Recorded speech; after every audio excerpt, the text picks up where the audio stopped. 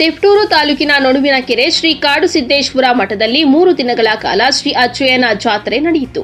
ತಿಪಟೂರು ತಾಲೂಕಿನ ನೊಣವಿನಕೆರೆ ಶ್ರೀ ಕಾಡುಸಿದ್ದೇಶ್ವರ ಮಠದಲ್ಲಿ 3 ದಿನಗಳ ಕಾಲ ಶ್ರೀ ಅಜ್ಜಯ್ಯನ ಜಾತ್ರೆ ನಡೆಯಿತು. ಕರಿಬಸವ ಸ್ವಾಮೀಜಿ 232ನೇ ವಾರ್ಷಿಕ ಸ್ಮರಣೋತ್ಸವ ಹಾಗೂ ಕರಿಬಸವ ದೇಶಿಕೇಂದ್ರ ಮಹಾಸ್ವಾಮೀಜಿಯವರ 17ನೇ ವರ್ಷದ ಪುಣ್ಯಾರಾಧನೆ, ಚಿನ್ನರ ಸಂತೆ, ಕಾಡುಸಿದ್ದೇಶ್ವರ ಅಡಪಲ್ಲಕ್ಕಿ ಉತ್ಸವ ಮತ್ತು ರಥೋತ್ಸವ, ಉಚಿತ ಆರೋಗ್ಯ ತಪಾಸಣೆ ಶಿಬಿರ, ರಕ್ತದಾನ ಶಿಬಿರ, ವಿದ್ಯಾಯಜ್ಞ ಸಂಕಲ್ಪ ಕಾರ್ಯಕ್ರಮ, ಲಿಂಗ ದೀಕ್ಷೆ, ಹೊನಲು ಬೆಳಕಿನ ಕಬಡ್ಡಿ ಪಂದ್ಯಾವಳಿ ಮತ್ತು ಕಬಡ್ಡಿ ಪಂದ್ಯಾವಳಿಗಳು ನಡೆದವು. ಭಾನುವಾರ ನಡೆದ ಧರ್ಮ ಸಭೆಯಲ್ಲಿ ವಿಧಾನ ಪರಿಷತ್ ಸದಸ್ಯ ಜೆಸಿ ಚಂದ್ರಶೇಖರ್ ಮಾತನಾಡಿದ್ದಾರೆ.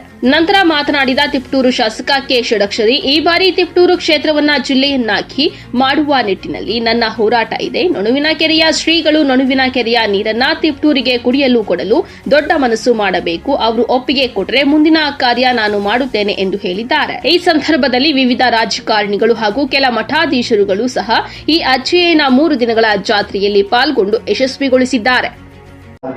ಪ್ರಸ್ತುತ ಗುರುಗಳ ಒಂದು ಸತ್ಸಂಕಲ್ಪ ಮತ್ತು ಪ್ರಯತ್ನ, ಆ ಪ್ರಯತ್ನಕ್ಕೆ ನಿಮ್ಮೆಲ್ಲರ ಒಂದು ಸಹಕಾರ, ಶ್ರೀಮಠದ ಇರ್ತಕ್ಕಂಥ ಎಲ್ಲ ಸಕ್ರಿಯ ಭಕ್ತರಲ್ಲಿ ಕಾರಣ. ಯಾಕಂತಂದ್ರೆ ಸಕ್ರಿಯ ಅಂತ ಹೇಳ್ತಿರೋದಂದ್ರೆ ಕೆಲವರು ವರ್ಷಕ್ಕೊಂದೇ ಸಾರಿ ಬರ್ತಾರೆ, ವರ್ಷಕ್ಕೊಂದ್ಸಾರಿ ಬರ್ತಾರೆ, ಮುಖ ತೋರಿಸ್ತಾರೆ, ಹೋಗ್ತಾರೆ.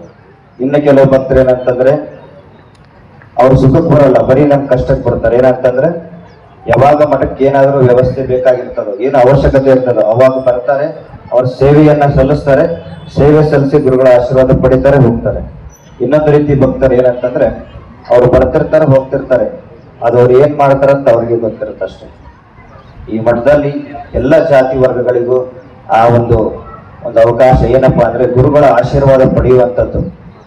ಅವರು ಇವರು ಎನ್ನದೇ ಎಲ್ಲರಿಗೂ ಒಂದು ಮಾರ್ಗದರ್ಶನವನ್ನ, ಆಶೀರ್ವಾದವನ್ನು ಕೊಡುವಂತ ಸತ್ಸಂಕಲ್ಪ ಗುರುಗಳದ್ದು.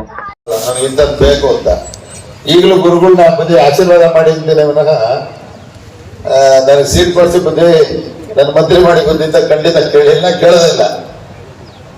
ಅದು ಕೇಳಿ ಪಡೆದಿರ್ತಕ್ಕಂಥದ್ದಲ್ಲ, ಗುರುಗಳು ಕೊಡ್ತಾರೆ ಅಂತಕ್ಕಂಥ ಧೈರ್ಯ, ಅಜ್ಜಯ್ಯನ ಆಶೀರ್ವಾದ ನನ್ನ ಮೇಲೆ ಇದೆ ಅಂತ ಭಾವಿಸಿದ್ದೇನೆ. ಬಹುಶಃ ನಂದು ಕೊನೆ ಆಟ ಅಂತ ಕಾಣಿಸುತ್ತೆ. ಹುಡುಗನಂಗೆ ಕಾಣ್ತೀನಿ. 6 ಚುನಾವಣೆ ಮಾಡಿದ್ದೀನಿ, 3 ಚುನಾವಣೆ ಸೋತಿದ್ದೀನಿ, 3 ಚುನಾವಣೆ ಗೆದ್ದಿದ್ದೀನಿ.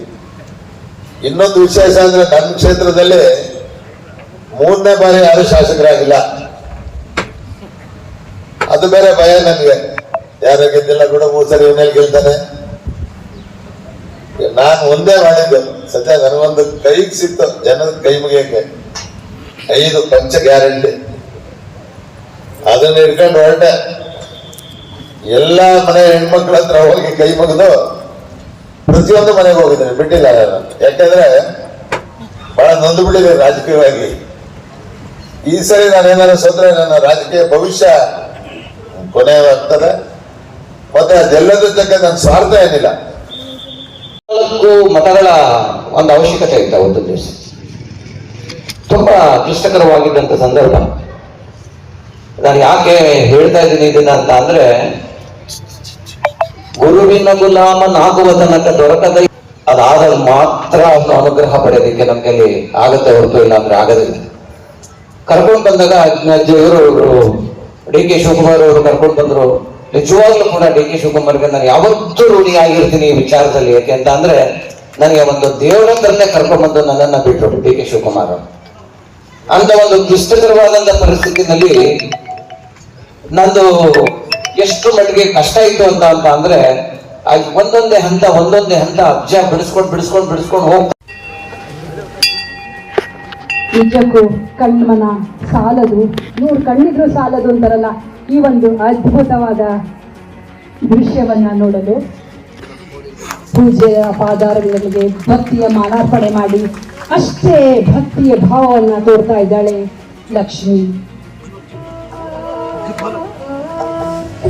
ಗಾಂಭೀರ್ಯದಿಂದ ಅಷ್ಟೇ ಭಕ್ತಿ ಭಾವದಿಂದ ವೇದಿಕೆ ಮುಂದೆ ನಿಂತು ತನ್ನ ನಮನವನ್ನ, ಭಕ್ತಿಯನ್ನ ಸಲ್ಲಿಸ್ತಾ ಇದ್ದಾಳೆ ಲಕ್ಷ್ಮಿ.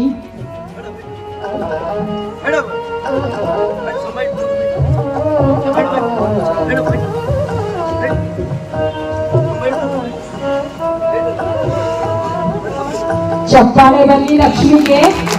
ಕೋಟಿ ಕೋಟಿ ನಮನಗಳನ್ನ ಸಲ್ಲಿಸೋಣ ಲಕ್ಷ್ಮಿಗೆ. ವಾವ್, ಎಂತಹ ಅದ್ಭುತವಾದ ಕ್ಷಣಗಳು. ಇದನ್ನ ಕಣ್ತುಂಬಿಕೊಟ್ಟಿರುವ ನಾವೇ ಧನ್ಯರಂತ ಹೇಳ್ಬಹುದು.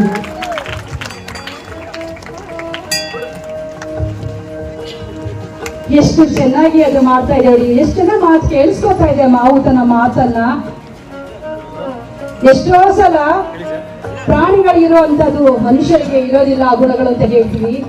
ಎಲ್ಲವನ್ನೂ ಬಲ್ಲ ಮಾತನಾಡುವ ನಾವು ಒಂದೊಂದ್ಸಲ ಈ ರೀತಿ ನಡ್ಕೊಳಲ್ಲ. ಸೈಡು